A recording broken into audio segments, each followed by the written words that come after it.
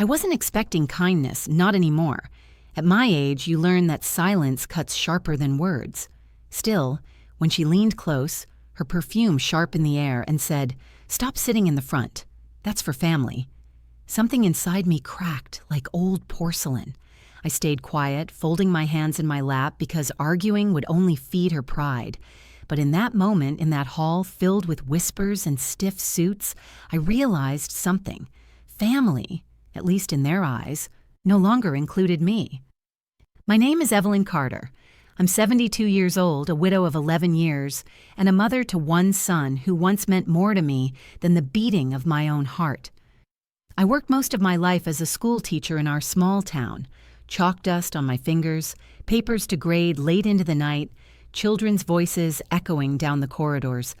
Teaching never made me rich, but it gave me dignity, and it gave me the means to raise my boy after my husband passed. I wasn't born into wealth, nor did I ever seek it. What I had, I built through steady hands, long hours, and the quiet stubbornness that comes from surviving hard winters and harder years. And for a long time, I believed that was enough. That if I gave love, I would be loved in return. That if I gave loyalty, I would be held in loyalty. But life doesn't make such trades. My story begins not at the end, where the lawyer's voice cracked open an envelope and silenced a room, but years earlier, when I first saw the roots of distance creep between me and my son. It was a spring afternoon, bright with the kind of light that makes you want to linger outdoors. I had baked a lemon pound cake, his favorite since childhood, and carried it over to his new house. He had just married 2 months earlier, and I wanted to surprise them, to see how they were settling in. When I arrived, I saw her, my new daughter-in-law, Vanessa, standing in the doorway. She was beautiful, I won't deny that, with hair always perfectly set and clothes pressed as if she'd stepped out of a catalog. But her eyes, sharp as glass, scanned me like one might a guest who had overstayed their welcome. "Oh," she said flatly, glancing at the cake in my hands. "You didn't call." I smiled anyway, because that's what mothers do. We make excuses for coldness, hoping warmth will eventually return. "I just thought I'd drop by. I baked this for you both." She didn't take it. She stepped aside reluctantly, as though allowing me in was a duty rather than kindness. My son, Daniel, came down the stairs then, his face lighting up the way it always did when he saw me. But the moment his wife placed a manicured hand on his arm, his smile softened, dimmed, reshaped into something polite rather than genuine. That was the first time I felt the shift. A small thing, almost invisible. But mothers know. I told myself it was nothing. Newlyweds have their own rhythms, their own lives to carve. I didn't want to intrude. I cut my visits shorter, called before dropping by, and tried to fit into their new patterns. But every effort I made seemed to widen the gap instead of bridging it. I remember one evening vividly. Vanessa had hosted a dinner, inviting her friends, polished and well-spoken women from families with more money than mine ever saw. I sat at the end of the table, listening quietly, offering smiles where I could. At one point, she leaned close to her guest and whispered, loud enough for me to hear, "She means well, but she doesn't quite fit." I pretended not to hear. I smiled through the rest of the night, carried my empty plate to the kitchen, and left early, saying I wasn't feeling well. Daniel didn't walk me out. I don't know if it's worse to be mocked openly or erased silently. Both cut deep, just in different ways. Still, I endured.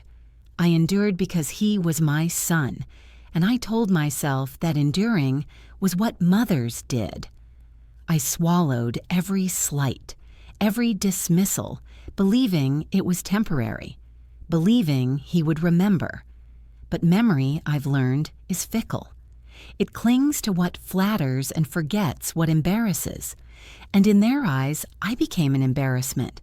That brings me back to that day, the day of the lawyer's reading, when her words struck me hardest. "Stop sitting in the front, that's for family." I lowered my head, walked to the side, and sat quietly.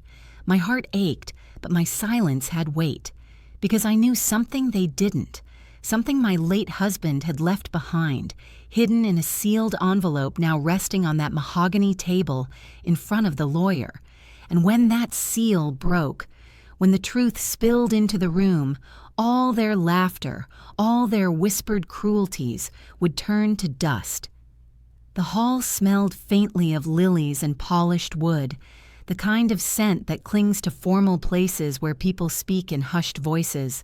It wasn't just a will reading. It was a gathering of people who wanted to see what piece of the Carter name might fall into their laps.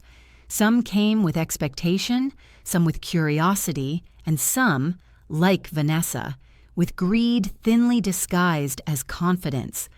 I had dressed carefully that morning, a soft navy dress, nothing flashy, with the pearl brooch Daniel's father had given me on our 20th anniversary. My hair was pinned neatly, though the silver strands refused to stay down the way they once did. I knew eyes would be on me, and I wanted to carry myself with dignity. As I walked toward the front row, my steps steady but my heart fluttering, Vanessa's voice sliced through the quiet like a knife. "Stop sitting in the front. That's for family." I froze. The weight of every gaze in that room pressed against me. Her words weren't loud, but loud enough that at least half the people heard. I saw the flicker of pity in one cousin's eyes, the smirk tugging at another's lips. Daniel stood a few feet away adjusting his tie, and though he must have heard, he said nothing. I don't remember lowering myself into the chair near the wall. I only remember the heat burning my face and the sound of my own pulse in my ears. My hands gripped my purse so tightly that the veins stood out across my knuckles. I told myself to breathe, to stay still, to not let them see the crack forming inside me. But the words echoed. That's for family. Family. I had given birth to that man standing at the front. I had rocked him through fevers, prayed over him before exams, worked double shifts so he could wear shoes that weren't patched from the thrift store. And now, his wife, the woman who had never known him as a boy with scraped knees and tear-streaked cheeks, had the audacity to decide who counted as family. What hurt more wasn't her cruelty, it was his silence. The lawyer, Mr. Whitman, cleared his throat at the podium. His voice was calm, practiced, the kind of voice that made words sound heavier than they already were. "We're here today to honor the last will and testament of Mr. Charles Carter." I lifted my eyes to the table where the envelope sat, thick and sealed with red wax. My husband's handwriting marked the corner, his familiar script steady even in his final months. Just seeing his name in ink made my chest ache.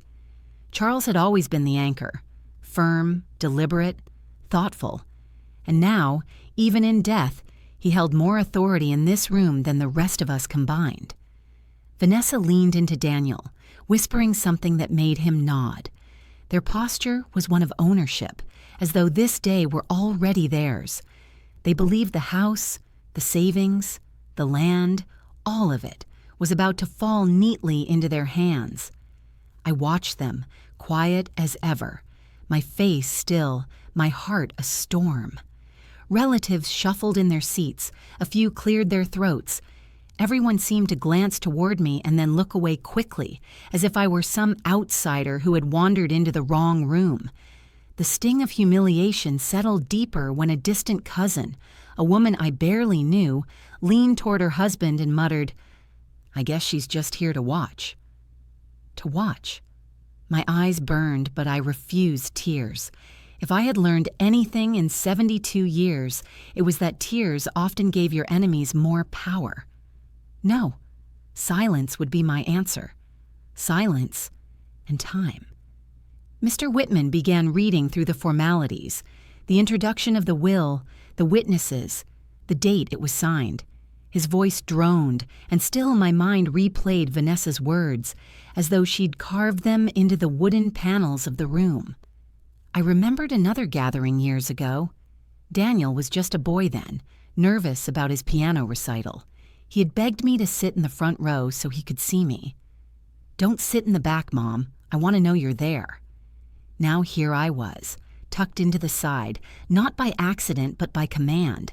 Time changes people, sometimes for better, sometimes for worse. I clasped the pearl brooch at my chest, feeling its smoothness under my fingers. It grounded me, reminded me of Charles. He would have hated this, seeing me treated as less than what I was. But he had known, hadn't he? Somewhere deep down, he had seen this fracture coming. Otherwise, why leave that envelope in Mr. Whitman's care? I let my eyes linger on it. The truth inside was mine alone for the moment, though soon it would belong to everyone in that room. Vanessa laughed softly at something Daniel said, her hand resting possessively on his arm. They looked like a portrait, polished, young, expectant. I wondered if they had even considered the possibility that Charles had chosen differently. I doubted it.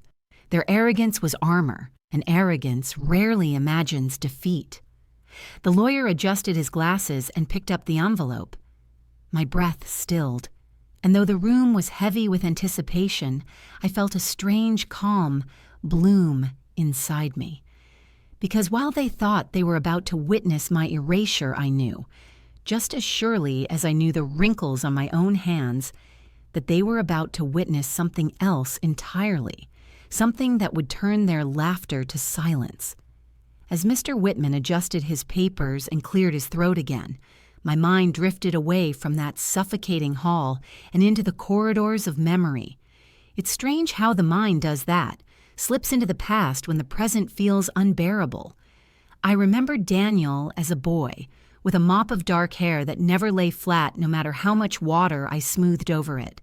He had the kind of smile that lit a room and the kind of laugh that made even the hardest days worth enduring.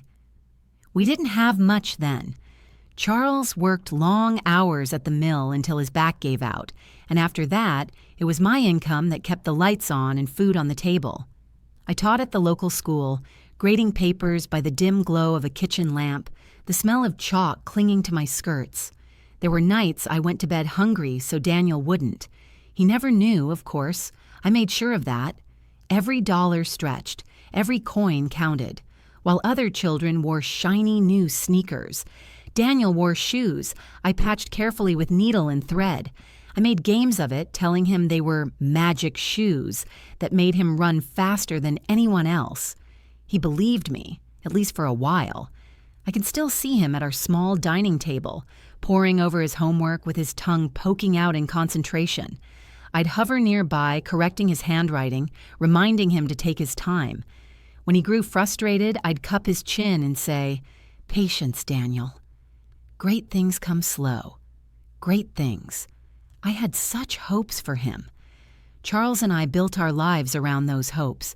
When my husband's health began to decline, we sat together at the kitchen table and went over every bill, every penny saved. We agreed, whatever happened, Daniel's future came first. We would give him every opportunity we never had. So I worked summers tutoring children, winters sewing clothes for neighbors. My hands grew stiff, my back ached. But when I saw Daniel walking across his high school stage to collect his diploma, it felt worth every blister and sleepless night. I even sold my mother's wedding ring, my last family heirloom, to help pay for his college tuition. I told him it had been misplaced because I didn't want him to feel the weight of sacrifice. The truth sat heavy in my chest, but I bore it quietly as mothers often do. I think back to the nights when Charles, weary but gentle, would place a hand on mine and whisper, "You're giving him wings, Evelyn. One day he'll see how high you helped him fly." I believed that. With all my heart, I believed that. And for a while, it seemed true. Daniel excelled at college, sending letters full of excitement about his courses, his professors, his dreams. He signed them, "Love you, Mom," with little doodles in the margins, just like he had when he was a boy. Those letters were my treasures. I still keep them in a box under my bed. But life has a way of shifting tides when you least expect it. Somewhere between graduation and marriage, the boy who once clung to my hand at piano recitals began to slip away. I saw the first signs during holidays. He'd arrive late, Phone buzzing constantly, Vanessa's name flashing across the screen. He seemed distracted, impatient, as though sitting with me was a task to complete rather than a joy to savor. Still, I excused it. Youth, I told myself, marriage brings new demands.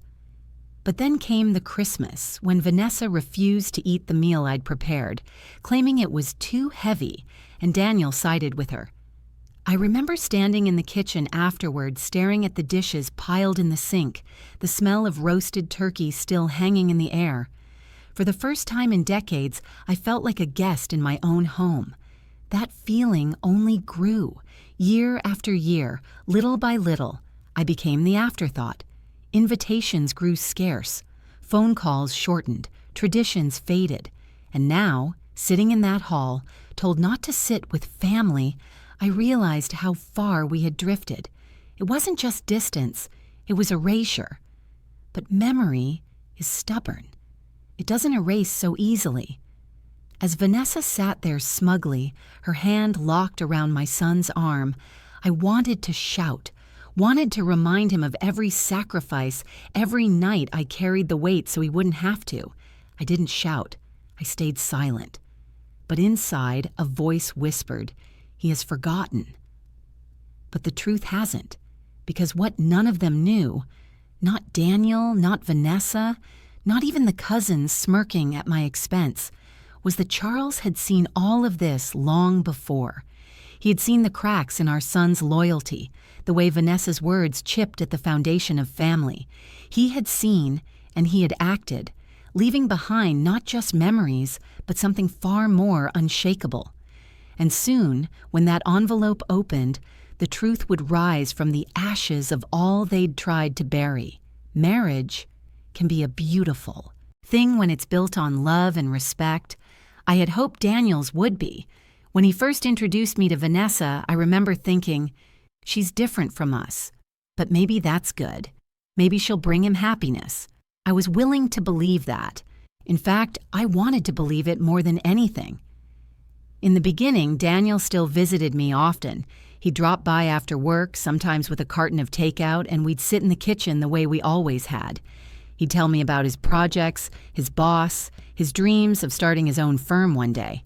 I'd listen, offering the same encouragement I always had, my heart swelling with pride. But even then, I noticed the shift. He spoke less about us, our little family, and more about Vanessa and I. The pronouns changed, and so did the weight of his words. At first it was subtle. "Mom, Vanessa thinks I should eat healthier so I can't stay for dessert." Or, "Mom, Vanessa doesn't like when I stay out late, so I'll have to leave early." Little adjustments, I thought. Normal for a new marriage. But soon, those little adjustments grew into walls. I remember one Sunday dinner. I had set the table with care. Roasted chicken, mashed potatoes, green beans, all the dishes Daniel had loved since boyhood. When they arrived, Vanessa wrinkled her nose before she even sat down. "Daniel," she said, her voice smooth but sharp, "we've talked about this. We don't eat heavy food like this anymore. It's not healthy." Daniel shifted uncomfortably, glancing at me, but then nodded. "Yeah, Mom, maybe we'll just have a salad." A salad. Out of everything I had prepared with trembling hands and hours of effort, I smiled and said, "Of course. I'll make you something lighter." My voice was steady, but inside a crack widened. I stood in the kitchen chopping lettuce while the feast grew cold on the table. They ate quickly, thanked me half-heartedly, and left before the dishes had cooled. That was the first time I sat at the table alone after they left, staring at the plates of untouched food, wondering when exactly my presence had become such a burden. The shift deepened in ways harder to ignore. Vanessa began making subtle remarks about my clothes. "So vintage," she'd say with a polite smile that carried the weight of mockery. She commented on my hair, my shoes, even the way I spoke, always polite, always with that sugar-coated cruelty that stings more than open insults. Daniel, once quick to defend me, grew quiet. His silence, I think, was worse than her words, because silence is agreement, whether he admitted it or not. It wasn't long before the invitations slowed. Birthdays that once included me became dinners I heard about after the fact. Holidays shifted to her parents' house, with vague excuses about convenience or space.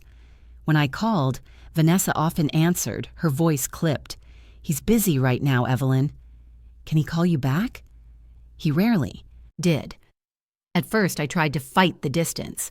I'd bring small gifts, drop off food, send cards. I thought maybe persistence would remind them I was still here, still part of them. But the more I reached out, the further they pulled away. The final blow came one summer when I suggested a family trip. Something simple, a weekend at the lake where Daniel used to fish with his father. I thought it would be good for us, a way to keep traditions alive. Vanessa smiled thinly and said, "That sounds sweet, but Daniel and I have our own plans. We're not children anymore, you know." Her tone wasn't cruel, not exactly.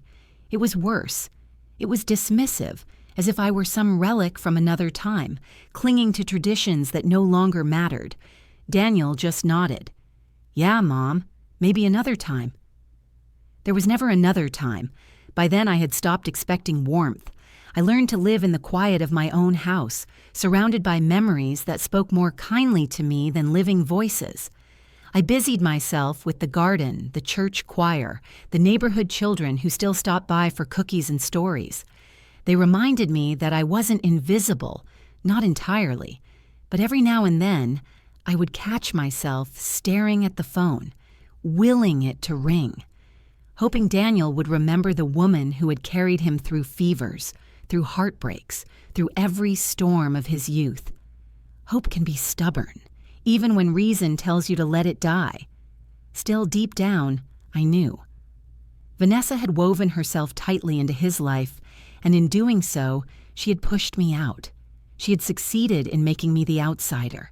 And yet, as I sat in that hall, told I wasn't family, I realized something else. Being pushed out can sometimes put you exactly where you need to be, because when the truth finally comes to light, it doesn't have to fight through your son's shadow. It shines on you alone. And Charles, God bless him, had made sure that light would find me. It's one thing to feel unwanted. It's another to hear it spoken aloud. The night that broke me was not dramatic. There were no raised voices, no slammed doors. Just the soft hum of conversation drifting from a kitchen I was never meant to hear. It happened after I had stopped by their house unannounced, a mistake I rarely made anymore. Daniel had mentioned in passing that he might be home early from work, and I thought perhaps we could share supper together, the way we used to. I carried with me a small casserole dish, wrapped in a faded towel. Food had always been my language of love, even if lately it had gone unappreciated. When I arrived, Vanessa answered the door, her smile tight. "Oh, Evelyn, you should have called." Her eyes darted behind her, then back to me. "We're just busy tonight." I apologized, of course, feeling foolish, but she finally let me step inside. "Just for a minute," she said. Daniel was upstairs on a phone call. I set the casserole on the counter, trying not to gee. Notice the way Vanessa slid it aside as if it were clutter. We exchanged strained small talk, and then her phone buzzed. She excused herself and walked toward the patio where her voice dropped into hushed tones. Left alone, I wandered toward the living room, meaning to sit quietly until Daniel came down. That's when I heard it, her voice carrying from the patio, sharper than the evening air. "She just shows up, Daniel. I can't keep doing this. She's useless now. She can't help us. She can't contribute. All she does is linger."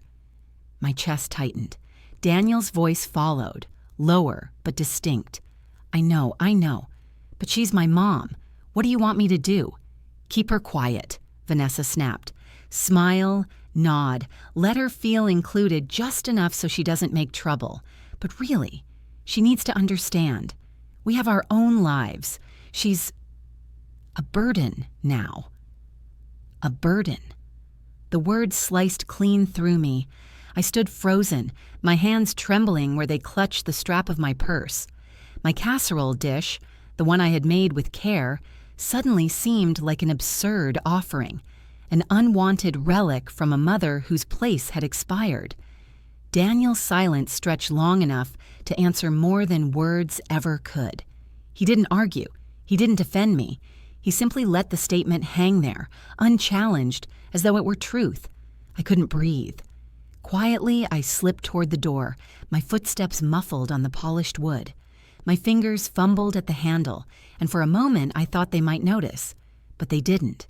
Their voices carried on, rising and falling with the rhythm of two people building a life that no longer had room for me. The cool night air hit me as I stepped outside, but it didn't clear the fog in my mind. I walked to my car, the porch light glowing behind me like a spotlight on a stage where I had never belonged.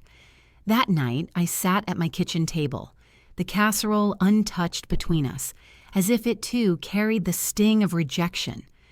I stared at the dish, my reflection warped in its glass lid, and felt something inside me collapse. It wasn't just the word burden.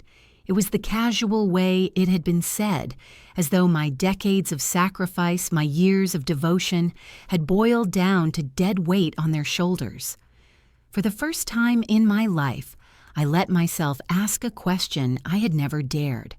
What if my love had been wasted? Tears slid down my cheeks, not loud, not racking, just steady, like rain slipping from a roof. I didn't sob, I didn't scream. At 72, grief rarely explodes. It settles, heavy and quiet, pressing against every bone. But alongside that grief, something else began to take shape, a kind of clarity, cold and sharp. If I was truly a burden, then I would stop carrying the weight of trying to belong.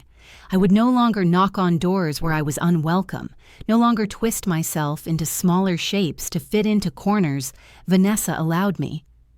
That night marked the end of my excuses, the end of believing Daniel's silence was temporary, the end of thinking kindness alone could bridge the widening chasm. I didn't yet know what the future held, or that Charles had left me with a gift far greater than casseroles or patched shoes. But I knew this. I would not beg for a place in my own family. Not anymore. The days after that night blurred together. I moved through my routines like a shadow of myself, watering the garden, folding laundry, brewing tea that cooled untouched on the counter. The house was quiet, save for the creak of the floorboards and the ticking of the old clock Charles had repaired years ago. I told myself I was done. Done waiting for calls that wouldn't come. Done walking into rooms where my presence was unwanted. Done holding my breath for scraps of kindness. It was a strange kind of relief in a way. Resignation can feel like freedom when you've been chained to hope for too long. Then came the letter. It arrived on a Tuesday morning, tucked neatly among the bills and advertisements in my mailbox. The envelope was thick, cream-colored, with the name Whitman and Associates printed in bold type across the top corner. My breath caught the moment I saw it. Mr. Whitman had been Charles's lawyer for decades, a man of few words but unwavering loyalty. He'd been there when Charles bought our first home, when we drafted life insurance, when we set up savings accounts for Daniel's schooling. And now, years after Charles's passing, here was his name again, summoning me. My fingers trembled as I slit the envelope open with the edge of a butter knife. Inside was a single sheet of paper, the words formal and direct. Mrs. Carter, you are requested to attend the reading of the last will and testament of Charles Carter, to be held on Friday at 2:00 p.m. at Whitman and Associates, Main Street office. I sank into a chair, the letter spread across my lap. For years, I had assumed everything had already been settled. Charles had passed 11 years ago, and at the time, I thought his affairs were simple. Our modest house, his small pension, the savings we had carefully tended. I never questioned it. I lived quietly, using little, preserving what I could. Why now? Why, after all these years, would there be another reading? The paper seemed to hum in my hands, heavy with questions. And though I didn't yet know the answers, a whisper stirred in me. Charles planned this. I thought back to the last years of his life. His body had grown frail, but his mind remained sharp. He'd spent long hours at his desk, writing letters, sorting files, sealing envelopes. Whenever I asked what he was doing, he would smile faintly and say, "Just making sure things are in order, Evelyn. For you." For me. At the time, I assumed he meant ordinary things, ensuring bills were paid, accounts balanced. But now, holding that summons, I realized he had meant more. Much more. The rest of the week passed in restless anticipation. Sleep came in, fitful bursts. I found myself pacing the hallway at night, staring at the brooch he had once pinned to my dress, whispering into the empty air, "What did you do, Charles?" On Thursday evening, Daniel called. His voice was clipped, almost impatient. "Mom, you got a letter too, right? About Dad's will?" "Yes," I answered cautiously. "Good, just make sure you're there. It'll be quick. Vanessa and I are handling most of it, but Mr. Whitman wants all immediate family present." Handling most of it. His words carried assumption, entitlement, as though the outcome was already written in their favor. "I'll be there," I said softly. I could hear Vanessa in the background, her voice sharp, saying something about formalities and finally moving forward. After we hung up, I sat in silence for a long time, the letter still on the table beside me. My hands were steady now. Whatever Charles had left behind, it was meant to be revealed in that office, in front of them all. Friday came, clear and cool, the kind of day Charles would have liked. Sunlight spilling across the porch, bird song in the distance. I dressed with care, choosing the navy dress again, the pearl brooch fastened firmly at my collar. My reflection in the mirror looked older than I remembered, lines carved deep from years of waiting, of enduring. But there was something new, too, a steadiness. I arrived early, the clock on Main Street striking 1:30 as I walked up the stone steps of Whitman and Associates. Inside, the office smelled faintly of leather and ink, lined with shelves of heavy books whose spines gleamed with gold lettering. I sat in the waiting room, my purse folded neatly in my lap. One by one, the others trickled in. Distant cousins, a few acquaintances, and finally Daniel and Vanessa. She swept in as though the office belonged to her, heels clicking against the polished floor, her hand looped through my son's arm. They barely glanced at me. At 2:00 sharp, Mr. Whitman appeared, tall and stooped, his hair more silver than I remembered. "If you'll all follow me," he said, gesturing toward the conference room. As we filed in, I caught sight of the envelope waiting on the polished mahogany table. Thick, sealed. My husband's handwriting scrawled across the corner. I lowered myself into a chair near the wall, out of the way, out of sight. Vanessa smirked at my choice of seat, her earlier words still ringing in my ears. That's for family. Let her smirk, I thought. The truth is patient, and soon it would speak. The conference room was long and narrow, its walls lined with shelves of legal volumes whose spines gleamed under the warm light. At the center sat a polished mahogany table, wide enough to hold the weight of legacies and expectations. At the far end, the envelope waited, sealed in red wax, its edges worn with time. My husband's name was written in steady, familiar script across the corner, even from my chair, against the wall. It seemed to call to me. But before the truth could rise, humiliation had one last performance. I had chosen a seat quietly at the side, not wanting to invite another comment. But Vanessa noticed anyway. She leaned forward in her chair, her voice pitched low but carrying in the silence. "Good choice, Evelyn. The front is for family." A ripple of stifled chuckles came from two cousins at the table. They glanced at each other, amused at the cruelty. My son, my Daniel, sat stiff beside her, staring at his folded hands. He didn't rebuke her. He didn't look at me. I folded my own hands in my lap, willing them not to tremble. Dignity was sometimes nothing more than sitting still when the world tried to push you to the ground. Mr. Whitman cleared his throat, adjusting his spectacles. "Thank you all for coming. We are here to read the last will and testament of Charles Carter." The murmurs ceased. Every eye turned toward him, hungry, expectant. As he began reading the formal preamble, the date the will was drafted, the names of the witnesses. I let my gaze rest on the brooch at my collar. Charles had fastened it there once, his hands gentle, his voice saying, "You carry my heart, Evelyn." Don't ever forget that. I hadn't, even when our son did. Mr. Whitman continued, "As per Mr. Carter's wishes, his estate is to be divided according to the instructions in this sealed document, dated and notarized." He lifted the envelope with care, the wax glinting under the light. A hush fell. Vanessa's chin tilted upward, her lips curving into a small, satisfied smile. She reached across the table, her manicured fingers brushing Daniel's hand, as if to reassure him the prize was theirs. She didn't even glance my way. Why would she? In her mind, I had already been dismissed, erased, pushed to the margins. The lawyer broke the seal. The sound of tearing paper filled the room like a drumbeat. My breath caught. He unfolded the sheets, adjusting his glasses again, and began to read aloud.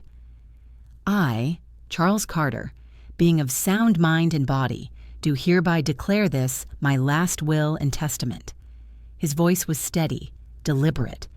Paragraphs of legal phrasing passed, naming debts already settled, small gifts set aside for a church fund, donations to a veterans' charity Charles had long supported. And then, silence. A pause as Mr. Whitman turned the page. Vanessa leaned forward, her eyes bright. Daniel straightened in his chair. Mr. Whitman's voice carried clearly through the room. "To my beloved wife, Evelyn Carter, who has been my constant, my partner, my strength. She is to inherit the whole of my estate, including our family home, our savings, our land, and all assets therein. She is, and shall remain, the sole heir." The words hung heavy in the air, echoing against the paneled walls. For a long moment no one moved, no one breathed. Vanessa's smile froze, then cracked. Her eyes widened, darting toward Daniel, as if the words had been a mistake, a misreading. "What did he just say?" she hissed under her breath. Daniel's jaw clenched, his knuckles whitening against the table. His gaze flicked toward me at last, sharp, startled, almost accusing. But Mr. Whitman did not falter. He read again, slowly, as though to leave no room for doubt. "The sole heir of my estate is my wife, Evelyn Carter." A stunned silence pressed against the room, thick and suffocating. The cousins who had smirked earlier now avoided my eyes, shifting uncomfortably in their seats. The air seemed to vibrate with disbelief. Vanessa was the first to break. She shot to her feet, her chair scraping violently against the floor. "This is ridiculous. She must have manipulated him. There's no way he meant to leave everything to her." Mr. Whitman's brows lifted slightly. "Mrs. Carter had no involvement in drafting this document. It was signed and witnessed privately in my office. Your father-in-law was perfectly lucid. His wishes are clear."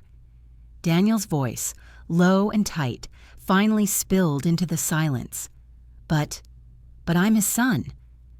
The lawyer's eyes flicked toward him, calm but firm. And yet, he left everything to his wife. That was his decision. The weight of those words pressed into Daniel, into Vanessa, into everyone who had come expecting a feast of inheritance and instead found themselves empty-handed. I sat still, my back straight, my hands folded neatly in my lap. I did not gloat, I did not smirk. My silence carried a dignity words could never hold. Inside, though, my heart pounded, not with fear, but with vindication. Charles had seen. He had known, and even in death, he had protected me when my own son would not. For years they had treated me as though I were nothing, and now, with a few words inked on paper, Charles had reminded them, and me, that I was everything.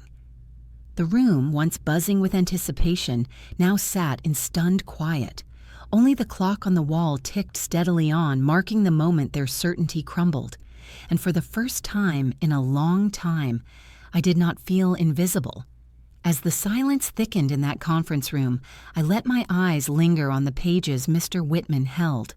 The words had been simple, but they carried the weight of a lifetime. To my beloved wife, Evelyn Carter, sole heir. I could feel the heat of Daniel's stare, the fury simmering in Vanessa's clenched jaw. Yet my mind was not on them. It was on Charles, on the man who had always seen me, even when others had looked past me. Charles had been a quiet man by nature. He was not prone to speeches or grand gestures. But in the years we shared, his love showed itself in steady, deliberate ways, like mending the porch steps in the rain so I wouldn't trip, or leaving a thermos of coffee on the counter when I woke early to grade papers. And it was that same steady love, I realized, that had led him to make the decision none of them had expected. Remembered one evening, years before he passed. His body had already begun to fail him then. His hands trembled slightly as he held his pen. His breathing came slower. He had been sorting through papers at the kitchen table, the lamplight casting shadows across his face. "Charles," I had said softly, placing a hand on his shoulder, "you've been at this all night. Come rest." He shook his head, his eyes fixed on the documents before him. "Not yet, Evelyn. There's something I need to set right." I frowned, worried. "What is it?" He looked up at me then, his gaze piercing in a way that made me feel both seen and shielded. "I don't like what I'm seeing in Daniel." I blinked. "What do you mean?" Charles sighed, pushing the papers aside. "He's drifting. Don't you notice it? He doesn't come around as much, and when he does, it's like he's halfway out the door. That wife of his—" He paused, choosing his words carefully. "She doesn't respect you, Evelyn, and he doesn't stop her." The words stung, though I had felt their truth myself. I opened my mouth to defend Daniel, but Charles held up a hand. "I know he's our son, and I love him, but I won't blind myself to what's happening." He reached for my hand, his grip still firm despite the weakness creeping into his body. "I've watched you give everything, Evelyn. You carried us when my back gave out. You sacrificed for Daniel's education. You kept this family together. And I'll be damned if after I'm gone, you're left at the mercy of people who can't even honor you." Tears had pricked my eyes then, hot and sudden. "Charles, don't—" He squeezed my hand tighter. "No, listen. A man's job isn't just to love his wife while he's alive. It's to protect her when he's gone. And that's what I'm doing." That night, he drafted new documents. I remember the careful way he wrote, pausing to steady his hand, the determination etched into every line of his face. When I asked why he was putting everything in my name, he said simply, "Because you've already proven you know the value of sacrifice. You won't waste what we built, and because you deserve to live the rest of your days with dignity, not scraps." I hadn't understood then how prophetic he was being. I wanted to believe Daniel would come around, that Vanessa's sharpness would soften with time. I wanted to believe love would be enough. But Charles had seen further than I could. He had seen the quiet erosion of respect, the subtle rewritings of family roles. He had seen, and he had acted, not out of bitterness, but out of love. And now, in this conference room, his foresight stood like a shield between me and the humiliation they had tried to bury me under. I could almost hear his voice in the stillness. "Stand tall, Evelyn. I've given you the ground to stand on." Vanessa's voice broke through my memory, shrill and disbelieving. "This can't be right. There must be another version of the will, some mistake. He wouldn't leave everything to her." But I knew better. There was no mistake. Charles had placed his trust exactly where he meant to, into the hands that had held him steady through sickness, into the heart that had carried their son through every storm. Mr. Whitman, unshaken, adjusted his glasses. Mr. Carter was very clear. This is the final legally binding document. His wishes are not ambiguous. I sat quietly, my fingers resting lightly on the brooch at my collar. For the first time in years, I didn't feel like an intruder. I felt like what Charles had always seen me as, the heart of this family. And though the others shifted uncomfortably, their whispers buzzing like flies around the table, I sat in calm silence. Because I knew the truth. I had known it the moment Charles put pen to paper all those years ago. He had seen me, and in the end, that was enough. The silence that followed Mr. Whitman's words was so heavy I could almost hear the tick of the clock above the doorway. It was as though the air itself had thickened, pressing against every chest in the room. Then, like a spark striking dry kindling, Vanessa exploded.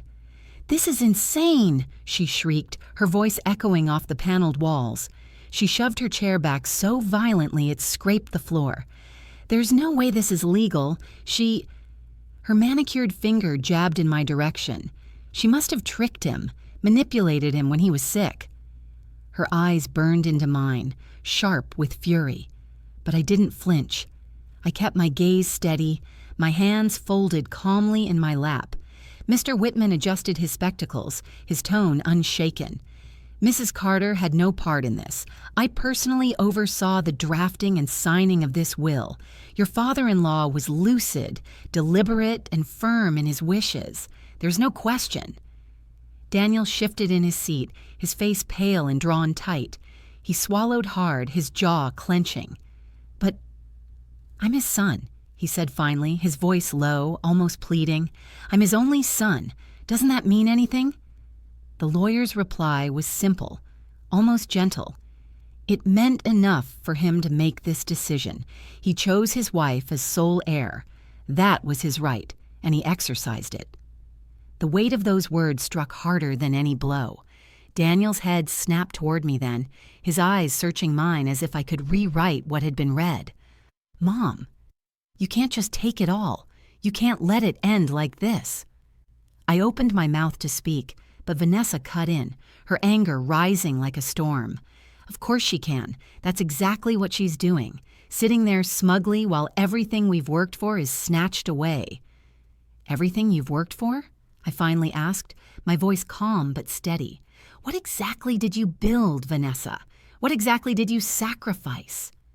The question sliced through her fury, leaving her momentarily speechless, but only for a heartbeat. Then her voice rose shrill. "We've been taking care of Daniel's life, his career, our home. We've built a future together. And you—" She jabbed her finger again, trembling now. "You've been nothing but dead weight for years." Gasps fluttered through the room. Even some of the cousins shifted uncomfortably at her words. Daniel's face reddened. "Vanessa," he started, but she pushed on. "She doesn't deserve this. She doesn't need it. We do. We're young. We have a future. What does she even want with all this?" The cruelty of it struck like a cold slap. My chest tightened, but I drew in a slow breath and steadied myself. At 72, I had learned the power of stillness. "I don't need to want anything," I said quietly. "It was given to me because your father trusted me, because he knew the value of loyalty and respect." Daniel leaned forward then, desperation breaking through his anger. "Mom, please, you can't let this stand. Just sign it over, or divide it at least. Be fair. You know I'm your son. You raised me. Doesn't that mean something to you?" For a moment, his words pierced deeper than Vanessa's rage ever could, because under all the entitlement and expectation, there was a trace of the boy I had once cradled, the boy who had once begged me not to sit in the back row because he needed to see my face. But that boy had grown into a man who let his wife call me useless, who sat silently while I was told I wasn't family, who had forgotten every sacrifice made in his name. I felt the sting of tears at the corners of my eyes, but I blinked them back. My voice, when it came, was soft, almost a whisper, but it carried to every corner of the room. "A mother gives life, Daniel. She gives love and time and every ounce of herself she can spare. But she does not owe her child the rest of her soul, not when he's already sold his own for comfort." The words landed like stones dropped into still water, rippling through the silence. Vanessa scoffed, her lip curling. "So that's it? You're going to play the martyr, sit on everything, and watch us struggle? Is that your revenge?" I met her gaze squarely. This isn't revenge. This is justice. The difference between the two is that justice was earned long before you even stepped into this family. Daniel's face crumpled, a mix of anger and shame. He opened his mouth, then closed it again, unable to find words. Mr. Whitman cleared his throat, breaking the silence. "The terms are final. If there are no further questions, we will conclude this session." But there were no questions left, only stares, only silence, only the quiet hum of realization settling into every corner of the room. They had expected my erasure. Instead, they had been erased, and I had finally been seen. When the will reading ended, the room did not empty at once. People lingered, shifting in their chairs, avoiding my eyes, as though they were unsure whether to approach me or retreat. It was remarkable to watch how quickly the air itself had changed. An hour earlier, I had been invisible, just the old woman told to sit in the back. Now, with a few words from my husband's pen, the same people who had smirked at my humiliation glanced toward me with hesitation, even deference. It wasn't affection, I knew that. It was power. A cousin I hadn't spoken to in years suddenly approached, her voice syrupy. "Evelyn, dear, you must be exhausted. Why don't you come by for tea this week? I'd love to catch up." I offered a polite smile. Nothing more. Where were her invitations before, when I sat alone at my kitchen table year after year? Where was her warmth when Vanessa dismissed me as useless? Another relative, a distant nephew, placed a hand on my shoulder as he passed. "If you ever need help with the property, just let me know. We'd be glad to assist." Assistant. The word dripped with calculation. His eyes gleamed not with kindness, but with the hunger of someone who had just realized the gatekeeper had changed. I kept my replies brief, gracious, but firm. I had no intention of surrounding myself with opportunists who only remembered my name when an inheritance was at stake. Meanwhile, at the far end of the table, Daniel and Vanessa sat stiff and pale. Their earlier confidence had drained away, leaving only a brittle shell of disbelief and rage. Vanessa whispered furiously in his ear, her manicured nails digging crescents into his sleeve. Daniel's face was taut, his lips pressed thin. He looked at me once, just once, his eyes burning with a mixture of betrayal and pleading. But I didn't look away this time. I held his gaze steady and unflinching. And for the first time in our lives, it was he who looked down first. When we filed out of the conference room, the difference in how people treated us was stark. Strangers who had barely nodded to me before now opened doors, stepped aside, lowered their voices when I passed. Vanessa's heels clicked sharply on the floor, her movements rigid, her smile forced as she realized the performance of superiority was gone. Outside, the sunlight was almost too bright after the dimness of the lawyer's office. People gathered in small clusters, whispering. Their glances darted toward me, then away quickly as if caught staring at something they couldn't quite comprehend. I walked down the steps slowly, each movement measured. The pearl brooch at my collar gleamed in the light. For once, I did not shrink. I did not hurry. I let them see me. A neighbor, one who had once told me she was too busy whenever I'd invited her for coffee, approached cautiously. "Evelyn, dear, I just want to say, Charles was a wise man. He knew what he was doing." I nodded, offering a quiet, "Yes." He did. Behind me, I heard Vanessa's voice break, sharp and furious. "This isn't over, Daniel. We can fight. We can challenge it." Mr. Whitman, who had followed us outside, shook his head firmly. "You would waste your time and money. The will is ironclad." Daniel groaned, rubbing his temples. "Vanessa, just stop." Her face twisted, her pride unraveling in public. Stop? Stop when she's taken everything? When we're left with nothing? She turned her venom back toward me. You must be proud of yourself, sitting there smug while we... Her words faltered when she saw the others watching, their expressions hardening. The cruelty that once drew chuckles now earned her scorn. Funny, I thought. Respect and disgrace are two sides of the same coin, and today the coin had flipped. I didn't respond to her outburst. I didn't need to. My silence was answer enough. That evening, when I returned home, I brewed a pot of tea and sat by the window, watching the last light fade from the garden. The house felt different, heavier somehow, not with loneliness, but with possibility. For so long, I had lived quietly, half erased by the shadows of others. But now, Charles's voice echoed in my heart. Stand tall, Evelyn. I've given you the ground to stand on. And I realized that from this day forward, I would no longer be the woman pushed into corners, told to sit in the back.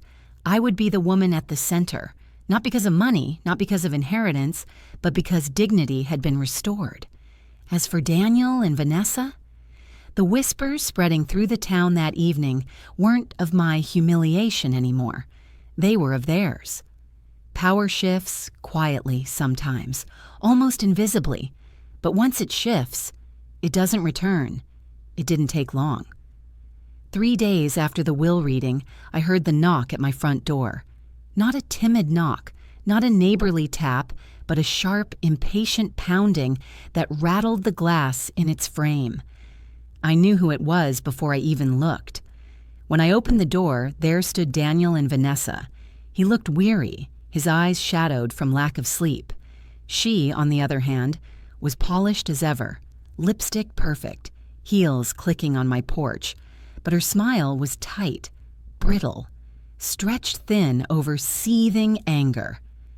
"Mom," Daniel began, his voice low, almost rehearsed, "can we come in?"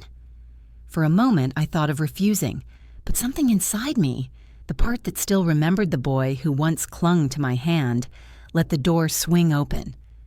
They stepped into the house I had tended for decades, the air thick with tension. Vanessa's eyes darted around, scanning the furniture, the photographs on the walls, as though calculating the value of every item. Daniel stayed by the doorway, his hands shoved in his pockets, shoulders hunched. I gestured to the living room. "Sit." Vanessa crossed her legs primly on the couch, her handbag perched in her lap like a shield. Daniel sat beside her, leaning forward, his elbows on his knees. For a long moment, no one spoke. The clock ticked steadily on the mantel, the sound loud in the silence. Finally, Daniel broke it. "Mom, you know this isn't fair." His voice cracked slightly and he cleared his throat. "Dad wouldn't have wanted things this way. Not completely." I raised an eyebrow. "Your father wrote that will himself. He was clear. He wanted me protected." "Yes, but..." Daniel ran a hand through his hair. "You don't need it all. You're comfortable here. You've got enough to live on. Vanessa and we're building a future. We need resources. You don't." Vanessa jumped in then, her tone smooth, almost syrupy. "Evelyn, surely you can see this from our side. You're in your 70s. What do you really need with land, assets, accounts? Daniel and I want to start a family. We want to build something lasting. Isn't that what Charles would have wanted? For his son to carry things forward?" Her words were honeyed, but her eyes betrayed her. They gleamed with calculation, not love. I leaned back in my chair, folding my hands in my lap. "Your father wanted his wife to live her remaining years with dignity, not to beg at her son's table. That's why he did what he did." Vanessa's smile slipped. "Dignity. Evelyn, you're being selfish. You're punishing us because of petty feelings. We're family. Don't you care about Daniel?" Her voice sharpened on the last words, as though love were something I had to prove by handing over my life's security. I turned to my son then. "Daniel, look at me." He hesitated, then lifted his eyes to mine. They were tired, conflicted, but beneath it all there was a hardness I hadn't seen when he was young. A man shaped not by gratitude, but by entitlement. "I carried you," I said softly, "through nights when you were sick, through years when money was scarce. I went without food so you could eat, without rest so you could learn. And I did it gladly, because you were my son, because I believed love meant sacrifice. But love without respect—" My voice wavered, but I steadied it. "Love without respect dies." Daniel swallowed hard, his jaw working. "Mom, please, don't do this." Vanessa leaned forward, her mask cracking. "If you don't give us what's rightfully ours, you'll regret it. We can make this very difficult for you." I met her glare calmly. "The only thing I regret is that my son let a woman speak for him while he sat silent. You call this yours, but it never was. It was mine and Charles's, built through years of work and sacrifice you will never understand." Daniel flinched as though struck. I stood then, my voice steady, filling the room. "A mother gives life, but she does not owe her child her soul, and she certainly doesn't owe his wife a fortune." For a long moment the room was silent except for the ticking clock. Vanessa's face twisted, her composure slipping entirely. "Come on, Daniel," she snapped, grabbing her bag. "We're wasting our time." He lingered a moment longer, his eyes flicking between me and the floor, as though searching for something. Pity, perhaps, or weakness. But I gave him none. Finally, he stood and followed her out. The door shut behind them with a finality that rattled through the walls. I sat back down, my heart pounding but steady. For the first time in years, I had not bent. I had not yielded. And though the ache of loss still pressed against my chest, another feeling bloomed quietly beneath it. Strength. Charles had given me the ground to stand on, and I had stood. The house was quiet after they left, but not the kind of silence that weighed heavy.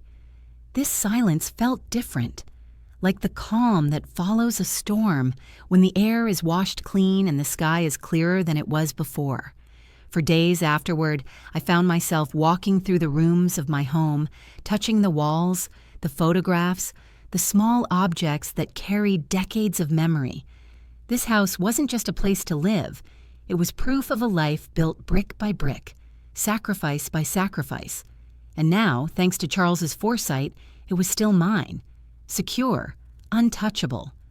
But security alone wasn't enough. I thought of Charles's words. "You won't waste what we built." He hadn't just trusted me to keep the estate.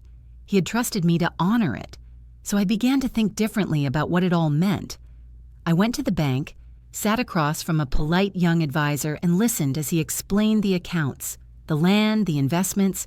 He spoke in numbers, in percentages, but I heard in his words something else. Possibility.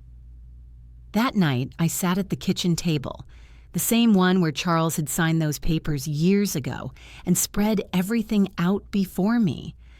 I thought about Daniel, about how entitlement had hollowed him out. I thought about Vanessa, about her sharp words and sharper ambition. And I thought about myself, about the years I had been made to feel small, erased, invisible. I realized I didn't want to spend the rest of my days clutching money like a shield. No. What I wanted was to live with dignity and to give meaning where meaning had been stripped away. So I made a decision. I met with the local church council and set up a small fund in Charles's name, a scholarship for young people in the community who couldn't afford college, the way Daniel once couldn't have without us. I met with the town library and donated money for a new reading room, dedicated to teachers who had given their lives to shaping minds, as I once had. And for myself, I kept the house, the garden, the things that mattered not for their value, but for their roots. I hired a kind neighbor's son to help with maintenance, and in exchange, I taught his little sister how to read better. My days filled again, not with waiting by the phone, but with purpose. Word of these choices spread, as word always does in small towns. Suddenly, when people spoke my name, it wasn't with pity. It was with respect. They no longer saw me as the quiet widow in the corner, but as someone who carried herself with a strength they had overlooked. And Daniel and Vanessa, their world began to fray. It started quietly. A business deal Daniel had been boasting about collapsed when his partners lost confidence in his stability. Friends who once gathered around them pulled back, whispers of greed trailing behind. At parties, people still smiled at Vanessa, but the smiles didn't reach their eyes. They saw her now for what she was. I didn't gloat. I didn't celebrate their decline. Life has its way of exposing truths without my help. Still, I thought often of the boy Daniel once was, the boy who needed me in the front row at his recital, who doodled hearts in the margins of letters from college. Sometimes I wondered if he thought of me too, not as a gatekeeper to inheritance, but as his mother. But if he did, he never called. And perhaps that was for the best, because I had finally learned that love without respect cannot be bargained back into existence. One evening, as I watered the roses Charles had planted decades ago, I felt the sun warm on my face and heard the laughter of children playing in the distance. For the first time in many years, I smiled without bitterness. I had lost much, yes, but I had also gained something I hadn't known I was missing: a voice, a place, a life lived not in the shadow of dismissal, but in the light of my own worth. Charles had given me more than inheritance. He had given me back myself. And that, I realized, was the truest beginning of all.